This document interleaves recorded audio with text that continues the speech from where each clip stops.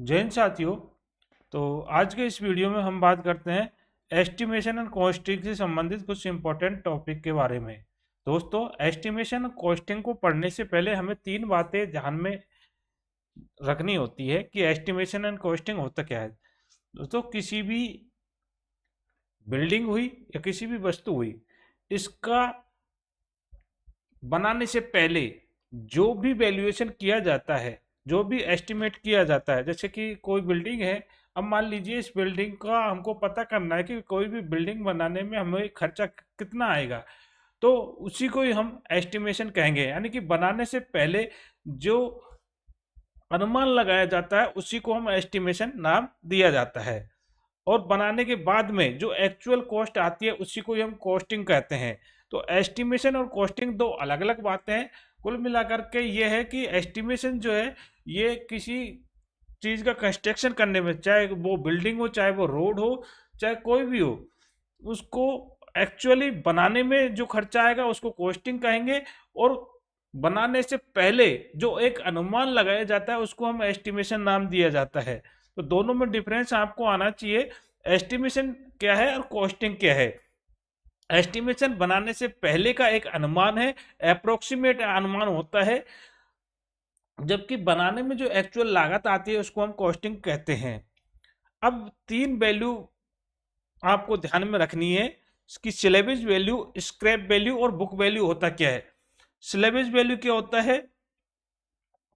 Value at the end of period without dismantled. यानी कि कोई भी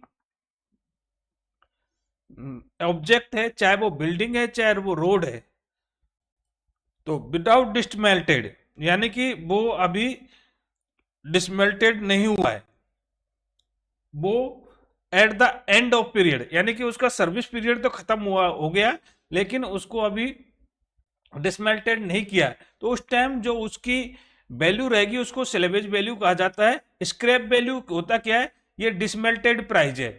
यानी कि कोई बिल्डिंग है, टूट करके वो गिर चुकी है, अब उसका कोई यूजेज नहीं है, तो उसमें जो स्क्रैप निकल के आएगा, जैसे कि उसमें जो रेनफोर्समेंट निकलेगा या और कोई भी पार्ट ऐसे निकलेंगे जिसको बेच करके हम पैसा कमा सकते हैं, तो ऐसी वैल्यू को हम स्क्रैप वैल्यू कहा जाता है। तीसरा आता है बुक वैल्यू। बुक वैल्यू होता क्या है? बुक वैल्यू होता है प्रेजेंट वैल्यू, कि वर्तमान में उसकी प्रेजेंट वैल्यू क्या है, उसको हम बुक वैल्यू के नाम से जानते हैं। तो तीन वैल्यू ध्यान में रखनी है। सिलेबस वैल्यू होता क्या है, स्क्रैप वैल्यू होता क्या है। तो सिलेबस और स्क्रैप वैल्यू में बस थोड़ा सा ही डिफरेंस है। इसमें एंड ऑफ द लाइफ, यानी कि कोई भी बिल्डिंग हुआ, कोई भी कंस्ट्रक्शन हुआ, उसकी सर्विस खत्म हो चुकी है, तो सर्विस खत्म होने पर या तो वो बिल्डिंग डैमेज हो जाएगी या वो बिना डैमेज के है, यानी कि वो अब यूजेबल नहीं है, लेकिन अभी वो डिसमेल्टेड नहीं है। तो उस समय जो कंडीशन वैल्यू होगी उसको हम स्लेवेज वैल्यू कहेंगे। लेकिन यदि वो बिल्डिंग सर्विस के एंड में डिस्ट्रॉय हो गई, तो उसको हम स्क्रैप वैल्यू कहेंगे। तो दोनों में ध्यान में रखना है, स्लेवेज वैल्यू क्या होता है और स्क्रैप वैल्यू क्या होता है। इसके बाद हम बात करते हैं बुक वैल्यू की। तो प्रेजेंट वैल्यू जो होती है उसको बुक वैल्यू कहा जाता है, यानी कि ड्यूरेशन ऑफ सर्विस। जैसे कि कोई बिल्डिंग बनाई है 5 साल बाद, 10 साल बाद, 15 साल बाद, अभी उसको हम यूज कर रहे हैं, तो उस समय, जिस समय हम वैल्यूएशन कर रहे हैं, तो उस समय उसकी प्राइस क्या होगी, उसको हम बुक वैल्यू के नाम से जानते हैं। अब बात करते हैं यूनिट ऑफ मेजरमेंट, कि जब भी कोई कंस्ट्रक्शन वर्क किया जाता है तो उसमें डिफरेंट टाइप ऑफ मेजरमेंट किए जाते हैं। वो मेजरमेंट किस में किए जाएंगे, उन बातों को देखते हैं। तो सबसे पहले हम बात करते हैं अर्थवर्क की। अर्थवर्क होता क्या है? जैसे कि नींव वगैरह खोदते हैं, तो अर्थ से रिलेटेड जो भी वर्क किया जाता है उसको जनरली हम मीटर क्यूब में लेते हैं। लेकिन यही अर्थवर्क यदि 30 मीटर से कम है, 30 मीटर से कम है, तो उसको हम मीटर स्क्वायर में मेजरमेंट करेंगे। तो ये दोनों बातें आपको ध्यान में रखनी है। अर्थवर्क को हम मीटर क्यूब में भी लेते हैं और मीटर स्क्वायर में लेते हैं। मीटर क्यूब में कब लेते हैं? जबकि 30 मीटर से ज्यादा की डेप्थ हो, तो उसको हम मीटर क्यूब में लेंगे। जबकि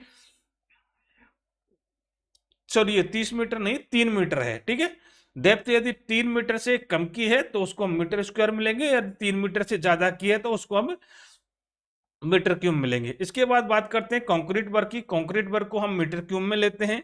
इसके अलावा लीन कंक्रीट की बात करें, लीन कंक्रीट टेरेसिंग में जैसे जाली वर्क हुआ, जब टेरिस में हम लीन कंक्रीट कर रहे हैं तो उसके लिए हम मीटर स्क्वायर मेजरमेंट लेते हैं।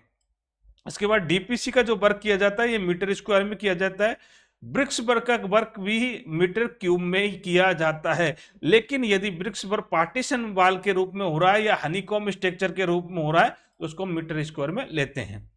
इसके अलावा बात करते हैं हम स्ट्रिंग कोर्स हुआ, ड्रिप कोर्स हुआ, कोपिंग हुआ, कॉर्निश हुआ, रेलिंग हुआ, इसको हम आरएमटी में यानी कि रनिंग मीटर में लेकर के चलेंगे।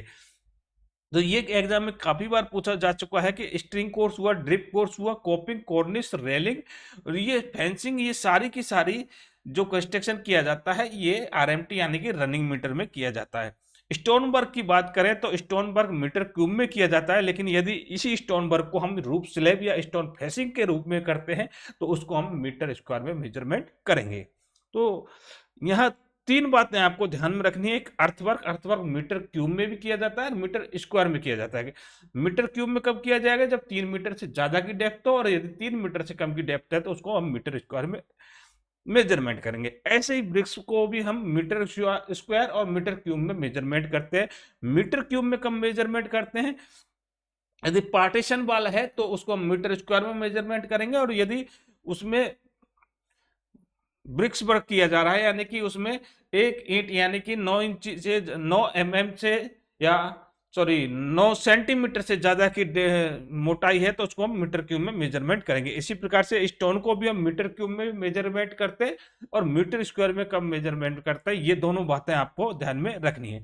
अब बात करते हैं वुड वर्क की। तो वुड वर्क अलग अलग कार्य में किया जाता है। यदि हम डोर विंडो के फ्रेम की बात करें तो ये मीटर क्यूब में लिया जाता है। फ्रेम, डोर, विंडो, इनका यदि फ्रेम है तो वो मीटर क्यूब में मेजरमेंट किया जाएगा, और यदि शटर है डोर और विंडो की तो उसको हम मीटर स्क्वायर में मेजरमेंट करेंगे। इसके अलावा डोर विंडो के जो हिंजेज है, बेल्ट है और हैंडल है, इसको हम नंबर में मेजरमेंट करते हैं। अब बात करते हैं स्टील वर्क की। स्टील वर्क को हमें क्विंटल में नापना होता है। इसके अलावा ग्रिल, ग्रिल को हम मीटर स्क्वायर में मेजरमेंट करेंगे। अब बात करते हैं रूफिंग की। रूफिंग मतलब छत। छत में हम देखिए अलग अलग प्रकार से मेजरमेंट करेंगे। यदि आरसीसी रूफ स्लैब है तो उसको हम मीटर क्यूब में मेजरमेंट करेंगे। यदि आरसीसी की कोई भी रूफ कवर है जिसमें हम लीन कंक्रीट को यूज कर रहे हैं, और रूफ कवरिंग को हमेशा हम मीटर स्क्वायर में मेजरमेंट करेंगे। फॉर्म वर्क यानी कि कोई भी रूफ है उसको सपोर्ट देने के लिए जो भी हमने टेम्परेरी स्ट्रक्चर लगाया गया है उसको हम फॉर्मवर्क के नाम से जानते हैं, और इसी फॉर्मवर्क को हम मीटर स्क्वायर में मेजरमेंट करते हैं। एसी सीट को भी हम मीटर स्क्वायर में, चाहे एसी सीट हो चाहे गैल्वेनाइज आयरन सीट हो, तो कैसी भी सीट हो उसको हम मीटर स्क्वायर में मेजरमेंट करेंगे। इसके अलावा प्लास्टरिंग वर्क हुआ, पेंटिंग वर्क हुआ, फिनिशिंग वर्क हुआ, इन सब को हम मीटर स्क्वायर में ही मेजरमेंट करेंगे। अब बात करते हैं फ्लोरिंग की। फ्लोरिंग की बात करेंगे तो डोर, विंडो और इनके सिल है उनको हम मीटर स्क्वायर में मेजरमेंट करेंगे। और जीआई सीट, जीआई सीट को हम मीटर स्क्वायर में जनरली मेजरमेंट करते हैं। तो यहाँ आरएमटी लिखा है, ये गलत लिखा हुआ, मीटर स्क्वायर में इसको हम मेजरमेंट करते हैं। चाहे वो एसी सीट हो, चाहे जीआई सीट हो, चाहे एस्बेस्टस सीट हो, इसको हम मीटर स्क्वायर में मेजरमेंट करते हैं। और प्लस्तर हुआ, प्लस्टरिंग हुआ, पेंटिंग हुआ, फिनिशिंग हुआ, इसको हम मीटर स्क्वायर में मेजरमेंट करते थे। तो ये थे प्रमुख इंपॉर्टेंट यूनिट ऑफ मेजरमेंट जो कि जनरली एग्जाम में पूछे जाते हैं। तो उम्मीद करते हैं कि ये वीडियो आपको पसंद आया होगा। मिलते हैं नए वीडियो में एक नए टॉपिक के साथ। तब तक के लिए जय भारत, जय हिंद।